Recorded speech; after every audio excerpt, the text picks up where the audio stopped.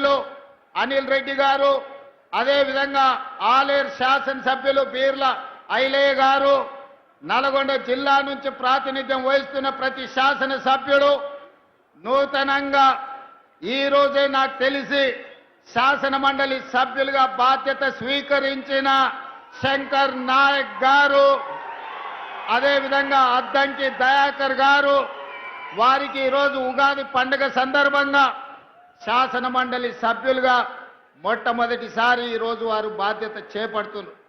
అదేవిధంగా మిత్రులారా, సహచర మంత్రివర్గ సభ్యులతో పాటు పార్లమెంట్ సభ్యులు, శాసన మండలి సభ్యులు, రాష్ట్ర నలుమూల నుంచి వచ్చిన శాసన సభ్యులు, వివిధ కార్పొరేషన్ల చైర్మన్లు, ప్రభుత్వ ఉన్నతాధికారులు, చీఫ్ సెక్రటరీ శాంతి కుమార్ గారు, civil supplies commissioner, principal secretary Chauhan గారు, ఇతర ఉన్నతాధికారులు ఈ కార్యక్రమాన్ని ఇంత పెద్ద ఎత్తున విజయవంతం చేసి ఈ కోదాడ హుజూర్ నగర్ ప్రాంతం కాంగ్రెస్ పార్టీ కంచుకోట నిరూపించిన ప్రతి ఒక్క కార్యకర్తకు మనస్ఫూర్తిగా అభినందనలు, కృతజ్ఞతలు తెలియజేస్తున్నా. మిత్రులారా, కృష్ణపట్టి ప్రాంతం దళాలకు ప్రతిష్ట. ఈ ప్రాంతం పోరాటానికి మారు పేరు.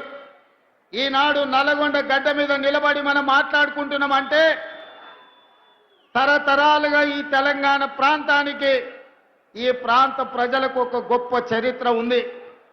అది ఆదిలాబాదు అడవుల నుంచి మొదలు పెడితే ఆనాడు దండకారణ్యంలో ఇంద్రవెల్లి కొండల్లో వెలిసిన కొమరం భీముడు జల్ జమీన్ జంగల్ అని చెప్పి ఆనాడు భూ పోరాటాలు చేసి నిజాంలకు రజాకర్లకు వ్యతిరేకంగా ఆనాడు వీర మరణం పొందిన ఇంద్రవెల్లి కొండల్లో ఉదయించిన సూర్యుడు కొమరం భీముడైతే, అదే విధంగా ఈనాడు మీకు తెలుసు భూమి కోసం, భుక్తి కోసం, విముక్తి కోసం ఈ నల్లగొండ బిడ్డలు సాయుధ రైతాంగ పోరాటాన్ని నిర్మించిన చాకలి ఐలమ్మ, దొడ్డి కొమరయ్య, భీమిరెడ్డి నరసింహారెడ్డి, ఆరుట్ల కమలాదేవి, మల్లు స్వరాజ్యం, ధర్మ భిక్షం ఈ గడ్డ మీద నుంచి సాయుధ రైతాంగ పోరాటాన్ని నిర్మించి భూమి కోసం, భుక్తి కోసం, విముక్తి కోసం పోరాటాలను నిర్మించిన వీరుల గడ్డ ఈ నల్గొండ గడ్డ అని నేను చెప్పదలుచుకున్నా.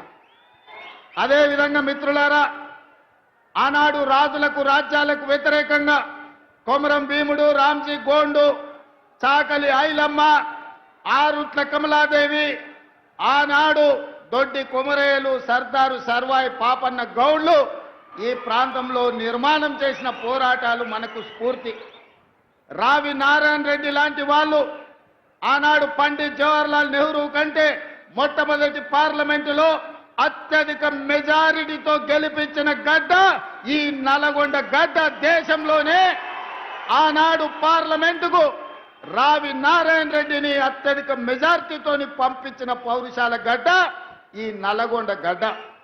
అట్లాంటి నల్గొండ గడ్డ మీద నుంచి దక్షిణ భారతదేశంలోనే ఈసారి పార్లమెంట్లో అత్యధిక మెజార్టీనిచ్చి మీ అభిమాని, మీ పార్లమెంట్ పైసలకే బియ్యము ఇయ్యాలి పేదలకు. పండుగ రోజే కాదు, ప్రతిరోజు వాళ్ళ ఇళ్లలో పండుగ చేసుకోవాలి, తెల్ల బువ్వ పెట్టాలి అని మొట్టమొదట విజయ్ భాస్కర్ రెడ్డి గారు ఆలోచన చేసి పథకాన్ని తెచ్చింది.